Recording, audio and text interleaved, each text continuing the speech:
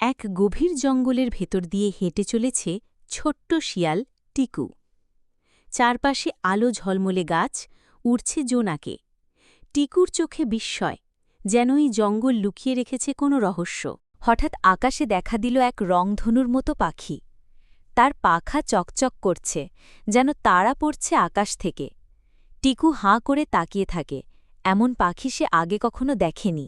পাখিটি উড়ে গেলে টিকু খুঁজে পায় একটি সোনালি পালক। সে ছুঁতেই জঙ্গল আলোয় ভরে যায়।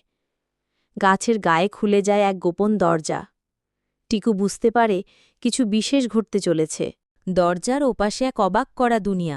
টুপি পরা পাখিরা কথা বলছে, হাতিরা গান গাইছে, আর কচ্ছপেরা উড়ছে আকাশে। টিকুর চোখ জুড়ে শুধুই বিস্ময়। এক রহস্যময় কণ্ঠ বলে, তোমার 1 মিনিট সময়। ধীরে ধীরে চারপাশের রং ফিকে হয়ে যায়। দরজা বন্ধ হয়, টিকু ফিরে আসে জঙ্গলে। কিন্তু তার চোখে রয়ে যায় সেই জাদুর ঝলক, কারণ টিকু জানে জাদু সত্যিই আছে।